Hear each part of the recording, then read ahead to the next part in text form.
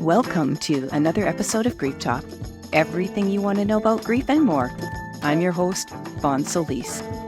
As an author, mentor, and bereaved mom since 2005, through guest interviews and coaching, here's where you'll always get great content that is inspiring and practical to help you heal after loss. Today's guest is Janae Borrejo. Janae, a Southern California native, is a licensed marriage and family therapist under the Board of Behavioral Sciences of California. She is also an out-of-state telehealth provider, marriage and family therapist with the State of Florida Department of Health. Identifying as a Mexican-American queer Latinx provider with a private practice, Janae considers herself a wounded healer. She pulls from her toolkit what she has learned professionally and utilized personally in her own recovery journey to help clients in the LGBTQ+, Latinx, and BIPOC communities.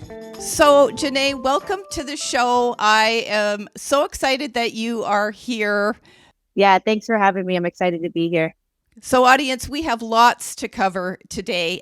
In the introduction, I introduced Janae, with all her qualifications in coaching, consulting, mentoring. She offers workshops. We're going to get into that a little bit more towards the end with your resources, Janae. But I did want to basically start with acknowledging that you did have a focus in marriage family therapy. You do work in trauma, correct? Yes, I do. Yeah. Yeah. And you do focus, I don't know if focus is the right word, but a large part of your communities are in the LGBTQ, the BIPOC, and Latinx. And I'm really eager to learn all about your work in those areas, because a lot of what we're talking about today, audience, is grief adversity. We're going to start a little bit with Janae's experience, her personal, as much as she wants to share and what led her to her work.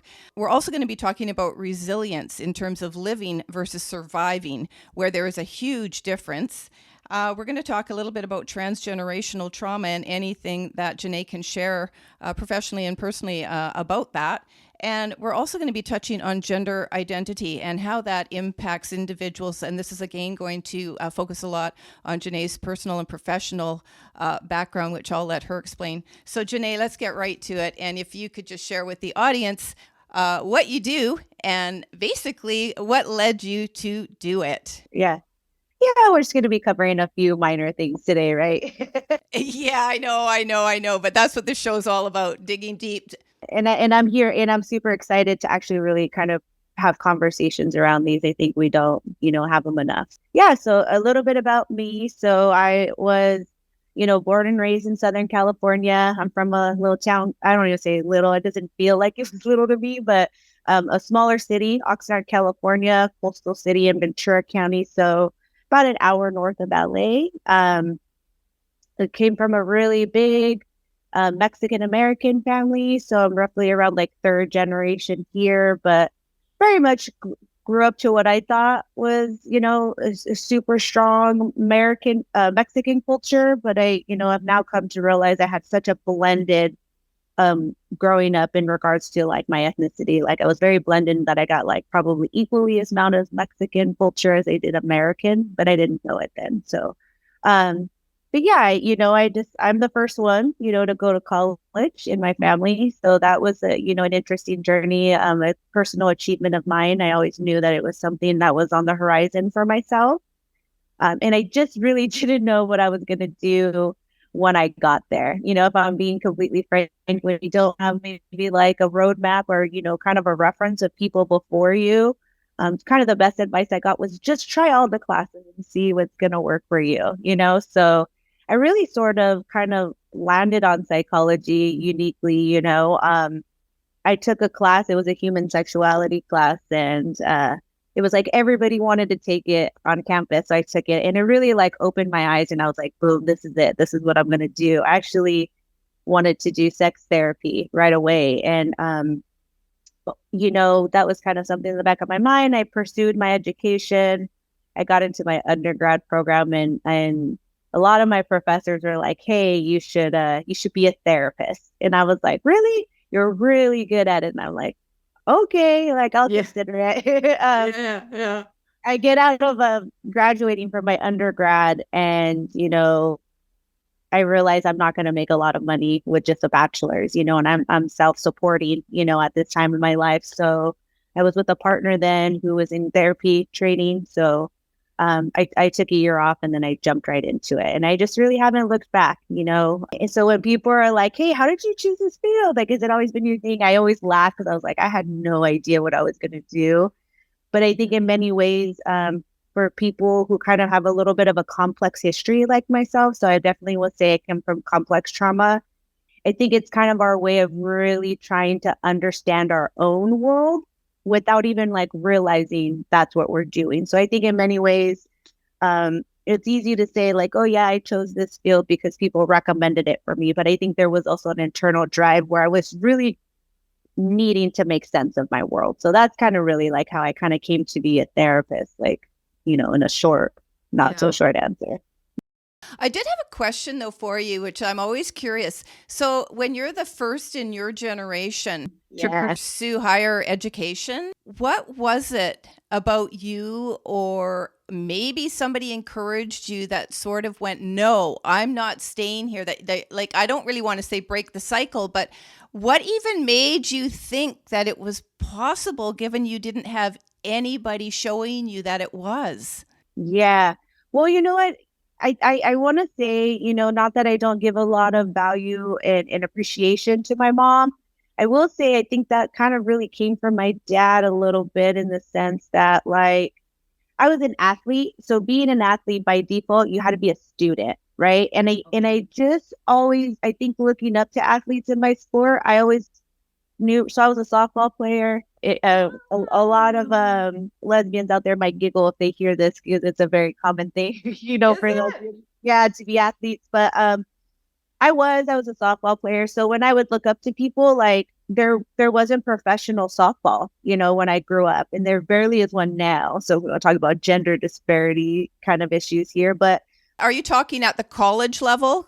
at the college level. So I think I knew that I wanted to go very far athletically. So it was like, well, the next thing is college, right? So, and if you go to college, great, you might get an education. And my dad kind of instilled education in me. My mom was more the worker bee. So I just knew if I wanted to keep playing, and realistically, at some point, I think when I became a teenager, I knew I wanted to get out of my town. So I was like, look, I got to stay in school. That was the only thing I knew would be an option, because I also grew up with like a family where the narrative was, hey, you got to work hard, you got to get a stable job, and you stay there your whole life, and you get your 401k and your retirement. So I think it kind of just seemed like the natural progression with being a student athlete.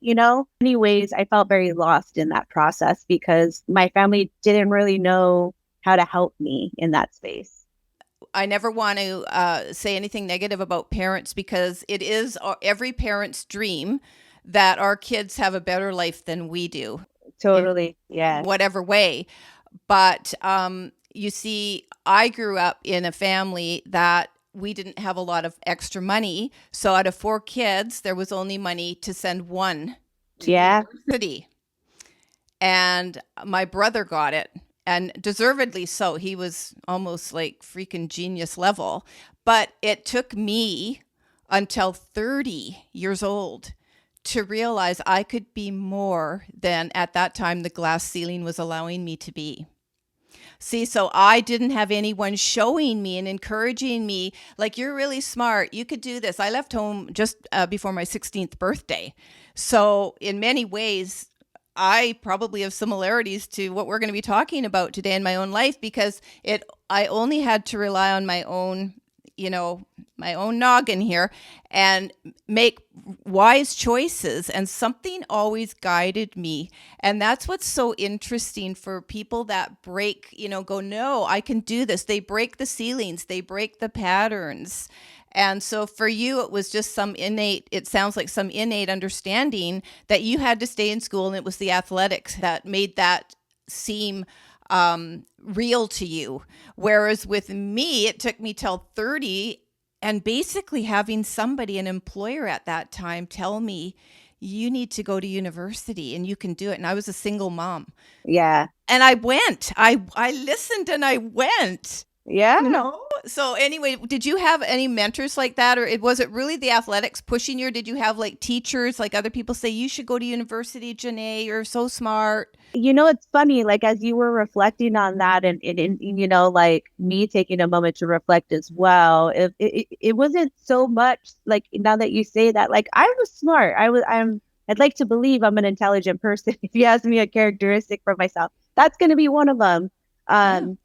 But it's funny. I felt like I got a lot more admiration for my athletic talent and that could project me, right? My family in no way was ever going to afford my college. Never. Right. So I knew it was a job that I had to take on myself. And the only way I could do that was, hey, I'm an athlete. And again, a lot of times in marginalized communities, that's the narrative. We don't have money to send you. So you got to really figure out, like, if you're an athlete, you got to use that to get to the next level. So maybe subconsciously, I'm not, there was a part of me that say like, yeah, I'm great at this. And I loved it. I loved being an athlete. But there was such a necessity to having that be a part of my life to help me, because it was the coaches that were like, you're good, you're going to go to the next level. It was never like a teacher that was like, you're so freaking smart, you're going to get an academic scholarship. I think in general, because I came from a community where there was a lot of Mexican Americans, that I think the professors in some way, some of them would try to say like, hey, like keep doing this, but it wasn't as loud as I think it would have been helpful. Because for me, I wasn't also like the best student. I got to be honest. Now that I realize my life and I reflect, I used to be the first grader where they would send me home with slips every day. I got the green or I got the yellow or the red, which was indicative of my behavior.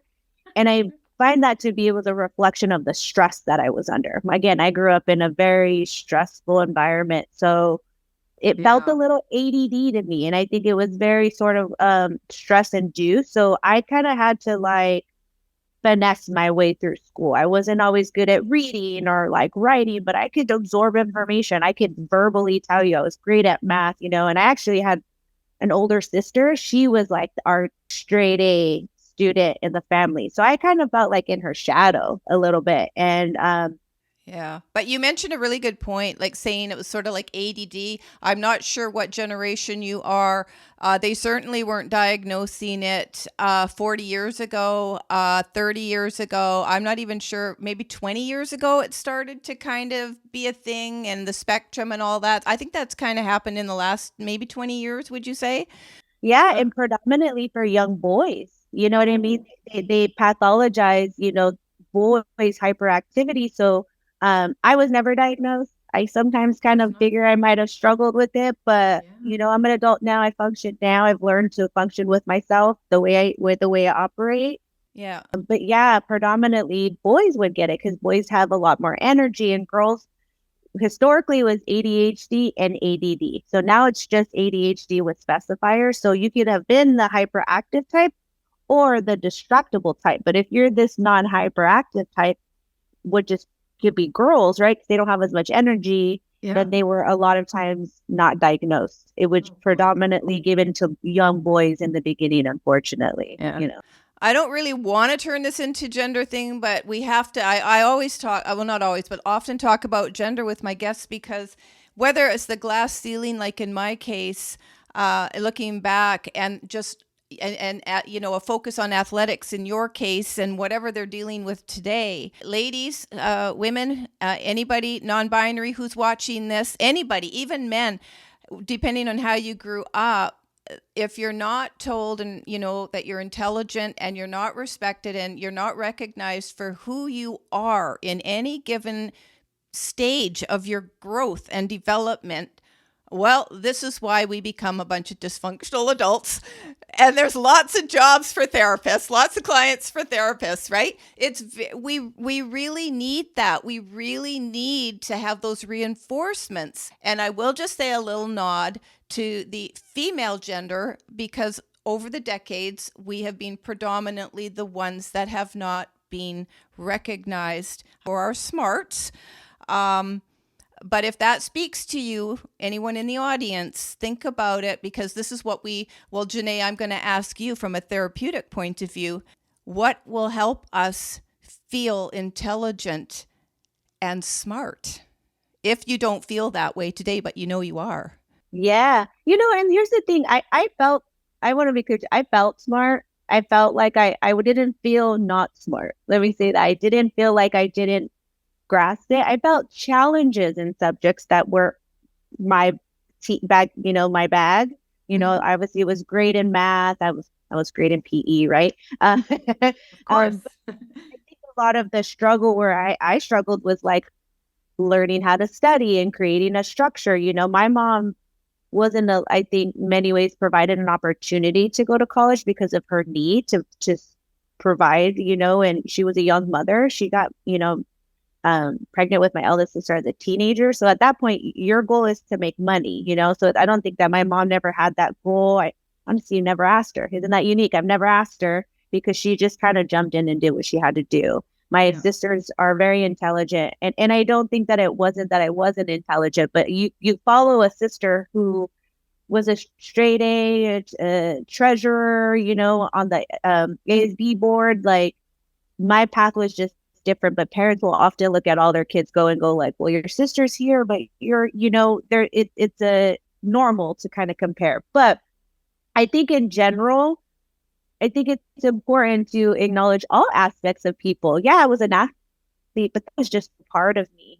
I was very lucky because there are athletes who have a hard time walking away from the sport. I was not that person. And I was surprised that I was okay because it was so much part of my life and my identity and my positive characteristics. I dove into my education, my master's program. So I was able to kind of walk away from college like feeling like, okay, great, but I think because if that's your whole identity and then you no longer have it or you haven't been reinforced in other areas of your life, like it's important for people, or just because you don't super great at the flow of American school doesn't mean you're not intelligent. I just wasn't good with the structure of the way American schools operate, but I'll learn anything today and I absorb it and I find it helpful. So it's really about individuality and seeing people and knowing that like we're not all encompassing to one thing, just because we're great at that one thing. I often question if it was something I always wanted to do or if it was something like I happened to be really good at and I knew it could get me far, so I did it. But even that's very insightful. And even if it was the latter, so what? It got you where you needed to be. And I'm so grateful for it too, like it's a beautiful part of my life. It gave me privilege to educate myself and culture myself. I traveled I went to Alabama, I've been to Florida, I've been to Texas. Like I was a collegiate athlete, it cultured me. And I think more than anything, not just getting education, I was able to see things that were so necessary to allow me to grow beyond my culture ceiling. For sure. I just have a really quick aside here. What are the scholarships like for female collegiate athletes? Probably not what they are for men, if I'm being honest. Okay. But I don't even have like the statistics on that. But again, if you think about it, I was a softball player and I played basketball too. Crazy reflection. I've gone to sporting events throughout my whole life. I came from a legitimate like sports fan family. I barely went to my first WNBA game on Friday. And I thought, why?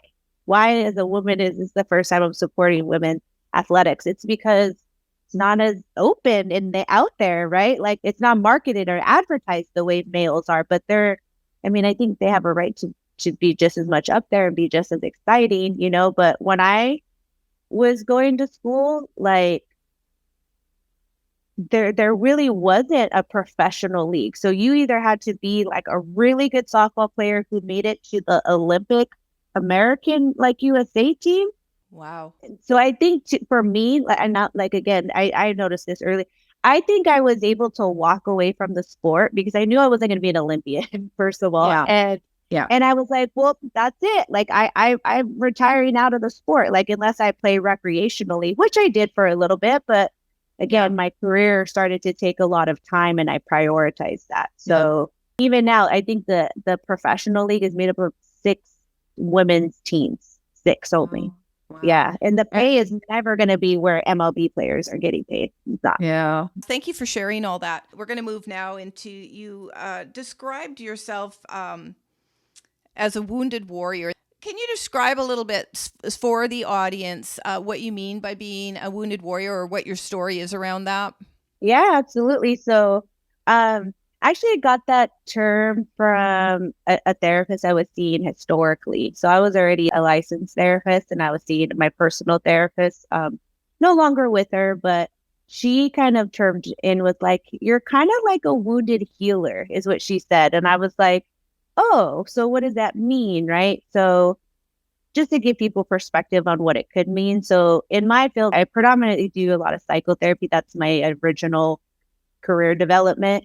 Mm-hmm. And in that field, there's everything about professional boundaries. Like you don't share about yourself. You know, it's really all about the client, and that's really instilled in you. Now, here's the unique caveat of that. There's the mental health field, the whole umbrella as a whole, which I think everything falls under the mental health umbrella. But there's also like substance abuse under that, eating disorder, you know, et cetera, et cetera. So I worked in the recovery world, substance abuse treatment, quite a bit. I have a lot of experience with that. And in that field, you get a lot of people who end up in recovery and then they become the therapists or the counselors or the directors, right? So there's a lot of open sharing in that space, right? Mm-hmm. And realistically, people feel more comfortable connecting to someone who's been on the journey with them. Like I there's nothing I could do to get around that. That's just the reality, I think, of clients as a whole. So I've always been less of like, oh, I don't just fit in the substance abuse bucket. I fit in mental health as a whole, and how do I see it broadly? So for me, you know, the unique thing is like, though I didn't consider myself to be in recovery at the time, I was like, my stories are kind of just like them, you know, like I grew up from very complex histories like them. And for the first time I started to go, hey, I had that problem too. Or like, I've seen someone who had that problem, right? And what I come to understand is like sharing stories are helpful to recovery. Like we want to feel good knowing that we're not the only one in the struggle. So I kind of understood the value of what my experiences could do to the therapeutic process. So unlike what I learned in school, I do share a little bit about my journey because I know what I felt like. I felt like the only one. I felt crazy. I felt like there was something wrong with me. I mean, I was studying mental health and I was still struggling. Like, so imagine people who don't study it, like without any sense of knowledge around it. And a lot of the narrative of the world is like, what's wrong with you? Why can't you figure it out in this world? Versus like, can we just maybe put into question that the world isn't doing good? And like, we're just trying to like figure ourselves out or survive off. Yes, you're speaking my language. Yes. I lived initially, I mean, I live in that view now, right? Of like, how am I kind of thriving in this world versus like, historically younger, I was like, why am I not surviving well in this world? Right. So for me, I grew up with trauma in my environment, you know, and as I say this too, and I love my family. I'm gonna be clear. Like I come from a very unhealthy, enmeshed family, but we love each other, like, you know, and regardless of our trauma, like or the trauma I've even had with my family, like I don't find my family to be the issue. I find it to be a transgenerational issue. So even with like my queerness, that was a transgenerational issue because my mom was giving me a narrative that she thought was appropriate, which was religiously based. She was worried I was going to go to hell, simply put. So she told me that on a regular basis, like you're going to go to hell. And then when you're someone who's receiving that, right? Like, you pathologize and you stigmatize and you shame yourself, right? And that's not my mom's fault. That's our cultural narrative issue, right? So for someone who's a wounded healer, I grew up seeing domestic violence. I grew up seeing substance abuse in my home. You know, I grew up, you know, seeing, you know, very authoritative disciplinary, you know, I was spanked. It was very common to be spanked on a regular basis the way that I was spanked. You know, I was not spoken to very well. Like I wasn't given an opportunity to understand my emotions or develop emotional language, but nobody else in my family even knows how to do that. Right. So, Yeah. And then, you know, while you're dealing with the regular kind of issues, like, shall I say that Latinx communities deal with or people of color, like communities deal with, right? Like, and then, right, oppression and prejudice. I'm also queer on top of that, in an environment where I'm a little older, so I didn't grow up where rainbows were everywhere. I kind of grew up on the cusp where we didn't talk about anything, and then we started to talk about everything. And that was a culture shock to me because I preferred to be quieted at the time because of my religious background. So I dealt with like a little bit of like oppression, in my home. I cared less about what happened in my external world and more what was happening in my family. So now I'm a little bit actually more immune to outside oppression, because when you feel it at the core of like your roots, that's way more impactful than people I'm never going to talk to again. That is so important. So just stopping for a moment and addressing your queerness. What age were you when you came out?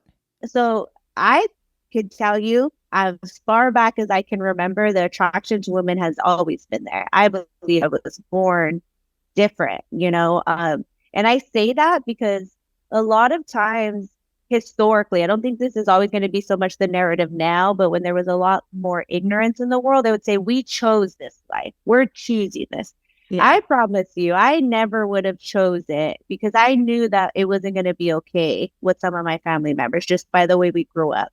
Yeah. And if I could choose to be normal, whatever the heck that looked like at that time, I would have chose that. I would have ultimately chose that. So interesting that you're saying that. Yeah. Yeah. But I was actually 12 or 13. A friend of mine, we were talking. She was a friend that I had known for a while. We played sports together. And she basically asked me, like, you're gay, right? And I was like, no. And she was like, it's okay. Like, you are, though, right? And I remember that was the first time I sort of was like, and I didn't know what I was going to be at all. But what I couldn't accept in that moment is that I liked girls. Like, I knew it wasn't that I liked boys only, that I did like girls. I found them attractive. I in many ways.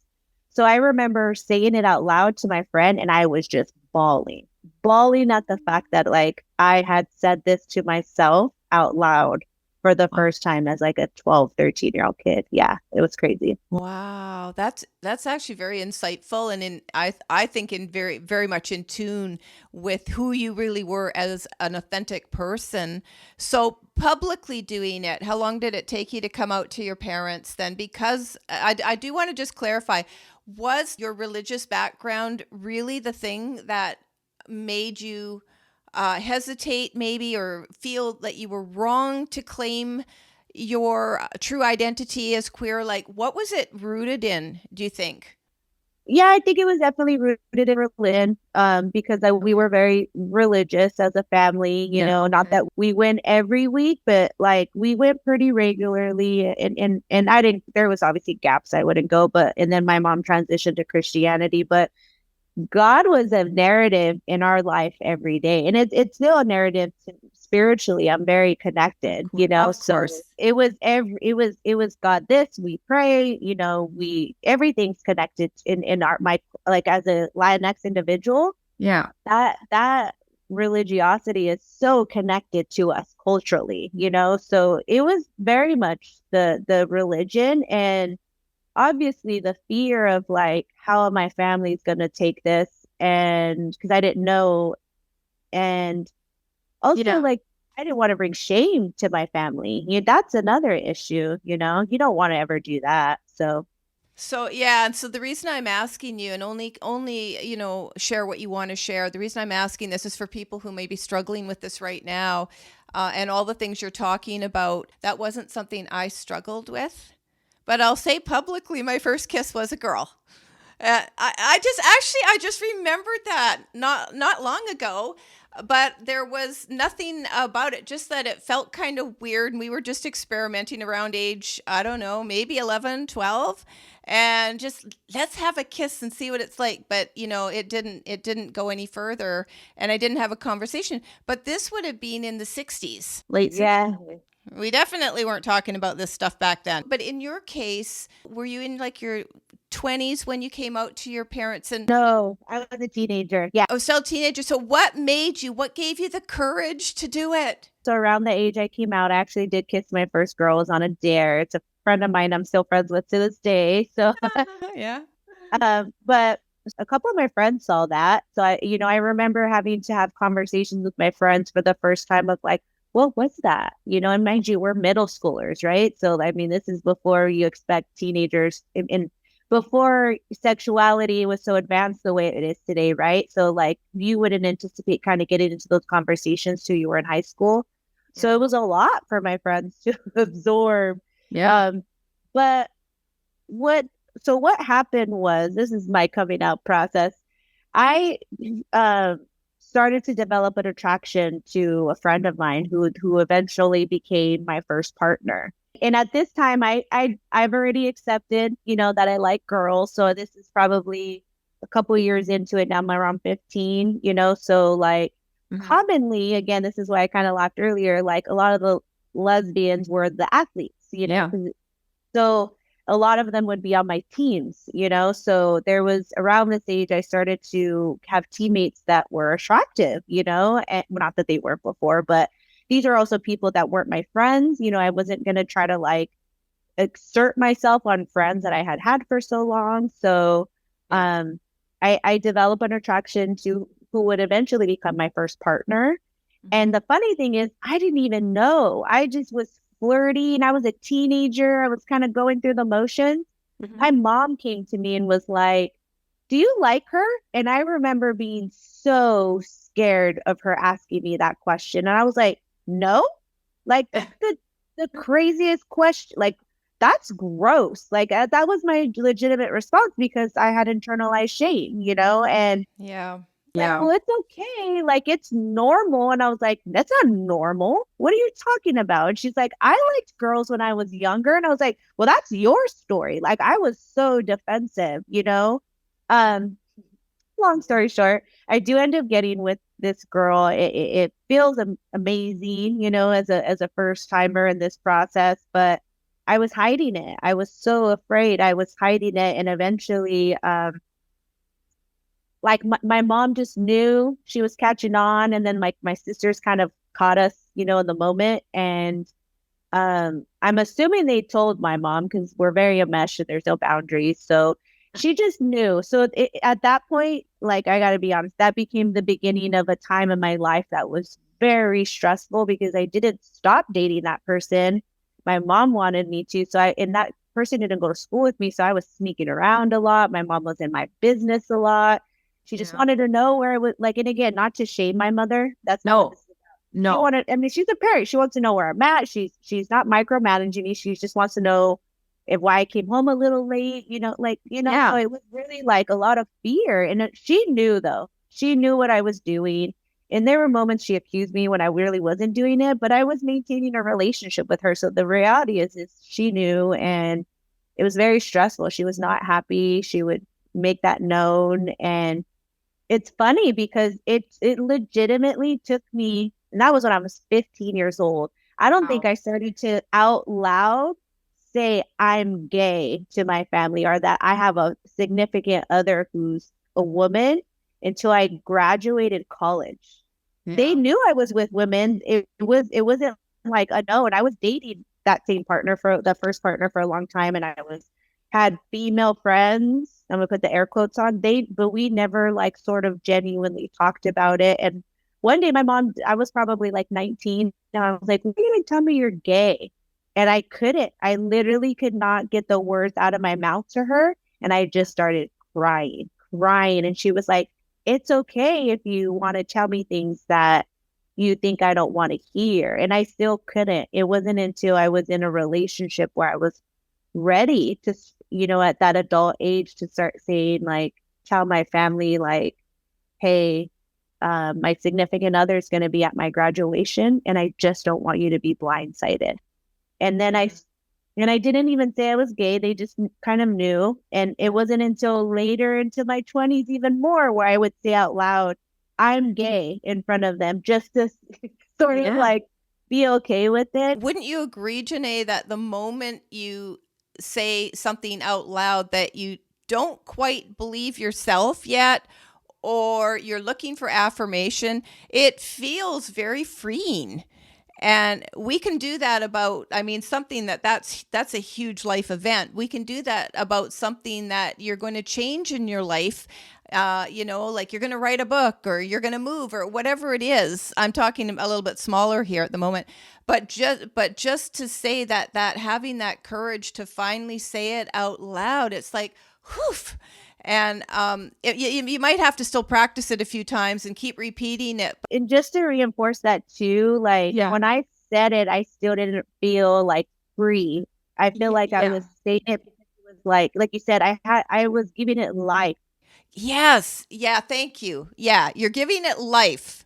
I still didn't feel like, just for the sake of listeners too, and their journey, because a lot of what I get from people, so I work with LGBT community, a lot of what I get from them is like, I should have came out sooner. No. There's no time frame with this. There is no known time frame with this, because I'm now in my 30s and really accessing that freedom, that authenticity I'm really looking for. So there is no time frame on feeling safe enough to be your, because that's what this is. It's a safety issue. When I said it out loud, I didn't know what I was going to receive. I was scared of what I was going to receive. It wasn't that I didn't know I was gay. I had known for years. It was more of like, you're the people who mean the most to me. So when I say this, I might have to grieve. We're talking about grief, right? I might have to know that is gone. That connection we had is gone when I say that out loud. And it was going to change everything that I knew by saying that. Let's talk a moment though about, we were talking before we even did this interview, about grief adversity and experiencing grief from different things. And specifically, we're talking in this episode about you coming out, other people coming out, what that does to people. We talked a little bit about having lack or fear of lack of parent support.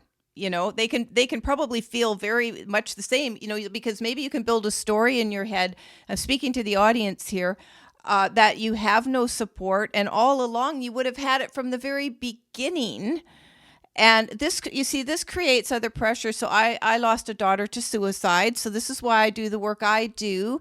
And trust me, she was 22 and she died. And, I found out that she believed certain things that just simply weren't true. Yeah. Mm-hmm. In other words, that she was a burden to us because she was having a little bit more difficult time. So whatever you're struggling with, as I've said earlier, we're talking here with you today, Janae, about marginalized communities, but it doesn't matter what pushes you into feeling different, isolated, scared, shamed, and start making assumptions and stories in your head. And these things can lead to death. They really can. And I think you've seen that in your community that you have served over the years. But with you, we're going to move a little bit into a little bit of the trauma, the grief adversity. So one thing that's really important here, so why don't you, if you can, is just address a little bit here about this fear of parent support and what somebody could do. I mean, you can't force yourself to do something you're not ready for. So it's how they could manage these fears and assumptions and stories. And then I did just want to touch briefly, after you've addressed that a little bit, on the lost opportunities, that not only living this way can manifest in your life, but maybe from other things too. And you did it for years, like a lot of people have to do for years. Yeah, unfortunately, a lot of queer individuals or people within the community, really struggle with this. Like, it's hard not to. I'm from America, so I know, like, we just go tell you're in Canada, beautiful. Yeah. The culture out here, and look, as I'm from California, so let me say this too, because one thing I always want to say is, like, I understand my privilege. Like, part of my work is really acknowledging that as an English speaking, and a fairly well-spoken, light-skinned individual, like, and being previously identified, like, as a lesbian, where people, I think, I've got to be honest, find my outward appearance attractive. And there is some sense of acceptability that I'm getting that other communities aren't going to get. So, like, African American lesbians or trans women, those folks, like, they have a lot more oppression that they're dealing with. But my story is genuine also, but I do want to acknowledge, like, the levels of privilege in my journey. I think it is important to understand. It was important for me to know that, to feel good about myself too. So yeah, I mean, there, with my folks and my struggle, like, yeah, there's moments of grief. I had to have moments where I had to kind of acknowledge like my relationships were going to be different, or what I had hoped to have in life was going to be a little different than the average, where my queerness impacted my relationship with some family members to some degree. And again, I'm not blaming them. That was just the reality of our story. So I will say a lot of times parents aren't going to react the way that we think they are going to react. And I mean that in a good and a bad way. Like, you just don't know how it's going to be. And it could be good or it could be bad, So I think in many ways, there's no time frame on when this happens, because when you do make the decision, I think this is just personal philosophies of like, you have to kind of prepare yourself for maybe a loss. You're kind of going in wondering, am I going to get to keep this, homeostasis, this immediate family dynamic, or how is this going to, for me, it was less of like, how is this going to change my life? Like, it wasn't a question on if, it was how, so to prepare yourself, like, and I was a teenager, like I had known this at a young age, and in a family dynamic where we weren't already open to communicating. Like, we didn't sit down and talk about our feelings. We didn't have love circles. Like, my mom was a hardworking single woman who didn't always have the emotional energy outside of all the work she was doing. You know what I mean? So it's not like I want to say, oh, she's a bad mother. It's like, no, she mothered the way she knew, and simply that she mothered the way she knew. And it took me time to understand that process. Like, and she probably had to grieve herself. We had moments where we didn't really communicate that well. And that grief probably impacted how she interacted with me and vice versa, and For sure. Yep, for sure. there's just really no time frame on when you're going to feel safe enough to do that. Like, I didn't feel safe. I knew who I was, but I didn't feel safe to do that. And even into my later adulthood, it's barely now that I'm in my 30s going like, okay, now I'm safe to really present as myself, dress how I want, speak how I want. There are years in life I wasn't my authentic self, and I'm not mad at it, but I think I get a little space to go like, gosh, if I had 10 more years to be the person that I'm capable of being, what I would have done, like. Janae, let me just say this. I believe that I'm in my mid 60s. So listen, looking back, none of us claim our authenticity like in one fell swoop and then that's it. We grow into it and it evolves and it evolves. So for anybody out there, and I know the word authentic it's been around for a few years, and there isn't another word to describe authenticity. It is being absolutely true to who we are at the core of our being, the more we understand who that is.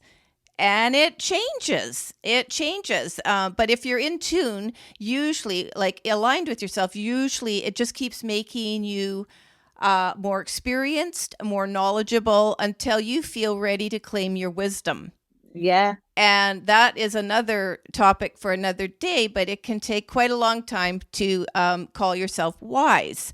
And it may come from experiences, it may come through age. So authenticity is always evolving. And I really respect your story and what you're sharing here. I also want to acknowledge there is an impact that resides within us when we're carrying stuff from childhood, adolescence, teen, early 20s, all of this stuff, it builds and builds and builds. So for the people who aren't yet ready to share, to claim their authenticity as whatever they want to claim it to be, and are dealing with fear. I love how you pointed it out to safety, a safety issue, because the number one thing our brain wants is to keep us safe, right?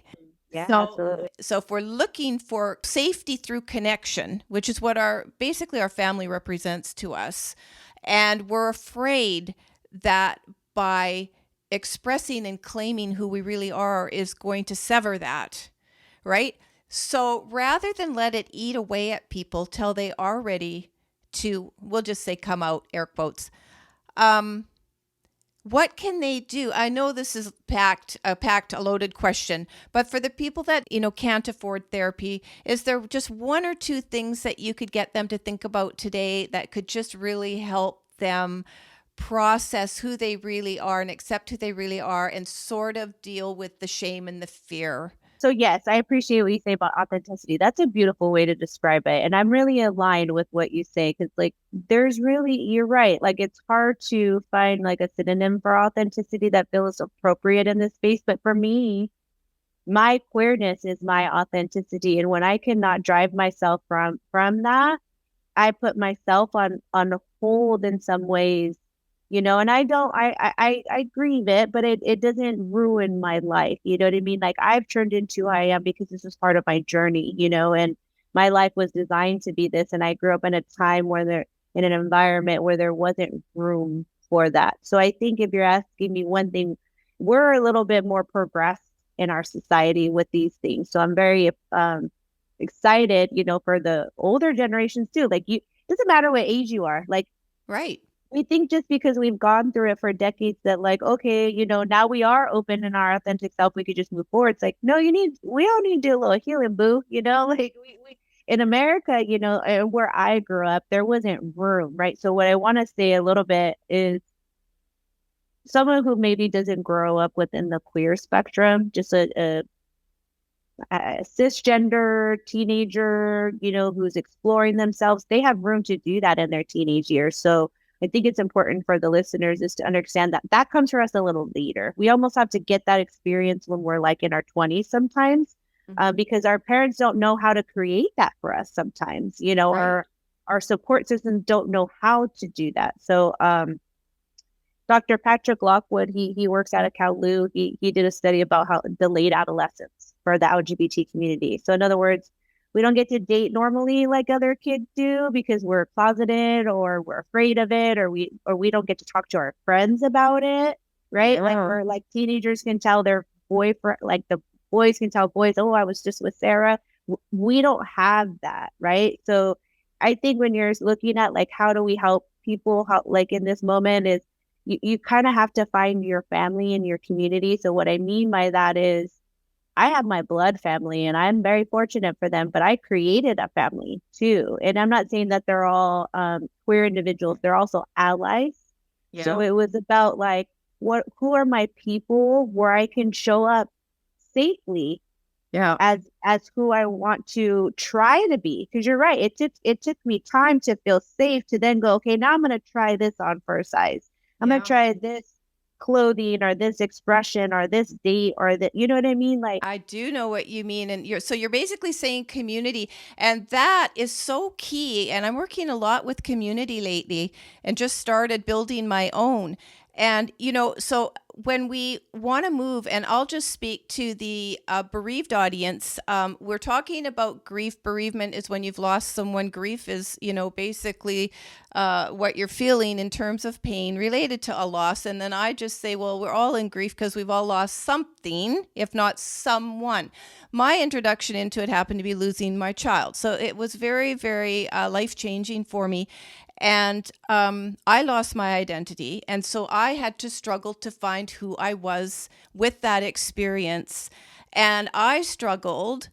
So what you said was very key for me. You identify as queer, and that is a huge identifier for you. I'm paraphrasing a bit. And what struck me is lately, after 18 years being bereaved as a mother, I'm questioning, do I want that to continue to be my identifier? But I see I can't change it. But I also am trying to make room in my life to have something else that also becomes an equally important identifier. And the reason I'm bringing that up is because, again, for the audience, whatever you're struggling with that has robbed you of identity and robbed you of opportunities. And you're right when you were describing being a teen and having to hide your dates and your partners and the excitement you feel, of a first kiss or I don't know, the next step in the relationship, that's living in secrecy and shame. And it's not that much different than living with bereavement from a loss that other people don't get because they don't want to talk about it. So you feel basically shunned and isolated and culturally silenced just because other people don't want to hear and talk about it. Everything that you're talking about can also be applied to what we feel when we're living with a loss, such as, or a type of loss. So it could be the relationship, me, child, so people don't want to touch it, suicide for millions, and we still don't really want to talk about that. Right. And then all of the other things, but they cross into so many different groups. So looking for community is proving to be so important. So going to a little bit about lost opportunities, what could people be on the lookout for in terms of not letting themselves lose out? Let me just say broadly and in general too. So you talked about suicidality. Like, we have to be aware that in the LGBTQ community, the prevalence rate for suicidality is so high. I was an individual who struggled myself because I didn't feel good about myself, in the world that I was in. And what I mean is like my hub. It feels like the world, right? You're growing up in my world, like I was different. I was almost, it felt like the leopard, like in a metaphorical sense. So I think, yes, I had those ideations. I would never particularly do it because I valued my family even more than my own emotional needs. But what that in turn did too is, so let's talk about lost opportunities in the sense that like it impacted my self-esteem. It impacted what I believed I was capable of, right? Yeah. Or I might have sold myself short as a result of it, right? Or can I even be here? Because are you going to be comfortable? And if I am here, how do I acquiesce or become a chameleon so you never find out about me, right? So again, safety even in my workplaces are in my opportunities. And I'm just, again, me, a privileged person who always felt safe to kind of be in the communities, There are people in my community that don't want to go outside. They're afraid to talk to people because, like the trans community, and I'm here with them. Like, I know what it's like when I was in a relationship I had with a same-sex partner and what that did to me. Yeah. And if I don't do that look kind of goes away sometimes, right? 'Cause people aren't really sure how to gauge me. But sometimes when you're a trans person, that look doesn't go away. And people nowadays with media believe they have the right to express themselves outwardly, regardless of your feelings, because of like the political climate and things right now. And it's like, we're just human beings. Like, we're missing an opportunity at like any sense of normal life that all we're striving for. Like, we deserve to be at a table, but like, let us stay in peace. We miss opportunities. We have to grieve our peace sometimes, or fact that you feel that people have an ability to know about my gender and sexuality and ask me and ask questions, like I'm open to answering them for education, but like those are things we had to adjust our lives to for people who can go pick up a book and just educate themselves. You know what I mean? Yeah, because I would imagine there can be lost opportunities in terms of being hired for jobs if you're noticeably different. There are laws against it. You know what I mean? Yeah, if you present it differently, like I always worried that I looked too gay or if I looked too butchy, what sort of attention would that bring to me? You know what I mean? Or it would let people know for sure I was gay, and that was always something that was in the back of my mind. It still is today. I work away from it, but you have to deconstruct that, and I work on it every day to this day, especially again with the reintroduction of like the political climate on, because I'm in support of my trans brothers and sisters and the, the drag community, and I'm going to be outwardly expressive about that, but then it's like, oh, I'm just being too out and loud and this, and it's like, I'm just kind of demanding for equity, like you to respect that my gender and who I love. I'm trying to wake up, show up, live a good life, do my job, pay my bills, and build something for myself like everybody else. Yeah, literally how we fit into society and into our various communities. I will tell you, when you feel marginalized, such as I have in my bereavement, because as I said, nobody wants to talk about it. Right. It's really tricky claiming your authenticity right? And, feeling that we can be free to be who we need to be and who we really are. You're queer, I'm a bereaved mom. Things that people don't want to really talk about, but we can't change because it's a fact. And so it's a journey, and it's a sad one that I too lived in secrecy. And I just want to point out, as did my son from 13, who had to hide that his sister, died by suicide. So it's impacting, whenever we're, quote, different. I don't even think there is a normal anymore. But I do know there are marginalized communities, for sure. And we need to respect that there are marginalized communities, but society has to open up to allow us to not feel marginalized.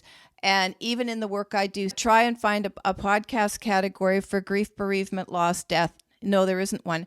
And so the point being, when it feels like we're still having to, chop down trees to make a path, it gets tiring, especially when you're years and years and years and years into it. And it would just be so simple if we all just respected each other. And in spiritual philosophy, and I've had a spiritual practice since I was 25 years old, you don't think about gender. You don't think about anything. You just respect it all and just love each other for who you are. Human issues. Let me tell you, regardless of what gender, what ethnicity comes my way. And again, I'm from a marginalized community. I'm good. But I'm a human more than I am anything else. And as as this Caucasian female who's in grief, that's a human experience. That I've experienced grief. Why can't we connect just because we're from different, in as much as I have honor and where I come from, because I really believe I have to know where I'm come from and who I am to know where I'm going. Yes. I also know there's so much more of me I have to explore, just as a human in this experience. But it is important for me to bring light, the topics that are prevalent to the community. Yes. Because they're struggling in those issues. Yeah. And to be open to talking about grief would really create a conversation. We have to create a conversation around the fact that things aren't working and people really aren't ready to grieve and change. You know what I mean? Right. We have to grieve to change. We have to be comfortable and know that there should be a category, a podcast on Spotify. But here's the thing I wanted to just say, things that are different can scare people, and I get it. But you don't have to experience exactly, even close, what someone's going in to respect them, to respect them. Look at you and I connected, and I'm not in your world and you're not really in my world, but we have a lot in common. And if we would just sit and listen to each other and not be so quick to judge and ostracize and have these righteous sort of views about what somebody else is going through without the experience yourself. And I've met enough people to know that they've changed their tune and their story after becoming a bereaved parent, for example. And in some cases, they were psychotherapists and they completely changed their practice after they became bereaved. I just want to say, so think about walking in somebody else's shoes, audience, and being open to learning about their stories, because that is how we learn and I believe heal, is when we share our stories and realize we're really not so isolated and alone after all. So if you're not yet in a place where you can be totally free to claim all of who you are today, just keep working on it and do claim it as and when you can. Would you sort of agree with that, Janae? Yeah, community is big. I only say that first because even in my work as a coach, as a psychotherapist, my clients who come from the same places, they want to know, is this normal? Is this, because we don't have that available to us. So that's where I really had to acknowledge that my vulnerability was going to be valuable, whether I liked it or not, because there's just not enough healthy voices out there for people who really, and I'm not saying I'm all encompassing of health, but really getting us in the right direction to recreate new generational narratives in health for everyone, really. Realistically, it's got to be a everyone change in my perspective. Well, one of the things I'm just going to say, know how vulnerable to be in any given situation, because our vulnerability can create, I'm sure you'd agree with this, Janae, it can create some defenses within us that make us want to act a little bit more aggressively sometimes, or in anger and all these negative emotions, because being vulnerable is scary. But when we can claim that vulnerability and kind of use it, like you were just talking about, as a way to advocate, as a way to educate, as a way to bring awareness, and not minding to share our story, there are more of us that do not share stories than those of us who do. And the ones who are willing to do can be thought leaders, can create change, and also encourage others to, think about sharing a little bit about their own experience too. You're never alone, people. No matter what you're going through, I can guarantee you are not alone. We're coming to the top of the hour here, Janae, and it has been absolutely delightful. Do you have any last thoughts that you want to leave with the audience? Just want to kind of touch on topic of what we discussed. Grief is so vital for our life. It's a part of our human experience. It should be talked about more. And just because I'm vulnerable in my grief doesn't mean, it becomes a part of my forever story. I think by claiming it and taking ownership of it and giving it a safe space have ultimately allowed me to say, like, thank you for that experience. And this is who I am as a result of that. My story is ever flowing, ever ongoing journey. Like, I don't have it all figured out. I definitely am in, like you said, authenticity, I think, is a lifelong journey. I think it's just important to value our adversities and our struggles. And again, we're not alone. If we could just take ownership with them and find community with them, we can really learn to kind of, again, find our thriving life versus like our survival life. I was very stuck in that for majority of my life, and really because you sit alone, you sit in silence with your grief and your shame and your struggle, and that's not necessary. There are resources. There are people who will see you, hear you, validate you, and know that like everybody's so different. And that's a beautiful, beautiful thing. We are not designed to be ticky-tacks and a one size fits all. So just because like you haven't got it right the first time or got the information you needed, it does not mean that there is not some that are meant for you out there. You just kind of have to keep looking, So I'm just a wounded healer here, just really trying to spread the hope and even such a challenging process. It really is a beautiful process. If we could just all acknowledge we go through that and that we're all here to resource each other through this. So yeah. That's really beautifully said. And even just on a last note, and I'm going to then invite you to you talk about your resources. As we're searching for our identity, which some may find faster than others, great. But if you happen to have had any adversity, any loss, anything in your life that's causing you to sort of not know who you are, just, don't force yourself to try figure it out. Just basically take the time to go with your feelings. I think it's absolutely essential we acknowledge what we're feeling and what we're thinking and how we're expressing, and be really, really accepting of that. The more you get in tune with yourself and search for who you really are and who you want to become, the more, the way is shown to you. Turning to your resources, Janae, as I said earlier, you do have your own private practice, right? And can you just let the audience know who you're welcoming as clients and how they can contact you, even though I will have the links below? So I do psychotherapy services in California and Florida, but virtually. But I also do coaching services. So I'm not limited, to states in that sense. So like I obviously offer virtual coaching services nationally. My particular populations in which I serve are like young adults, the LGBTQ plus communities, Latinx communities, as well as like the BIPOC communities. I do have like obviously my background in trauma, but my real focus is really helping those people thrive. Like, how do we get to a place in helping those communities access, their roots, in some degrees, and really start to find their way, So that's a lot of my work and what I'm doing, and workshop development for those communities as well. So I don't have them fully rolled out, but I'm in the midst of creating those for those communities as well.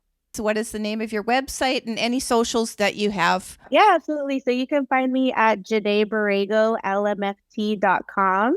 And then also I'm on Facebook, Instagram, LinkedIn, basically just Janae Borrego, LMFT is where you can find me. Okay, that's perfect. So I'll have the link to your website.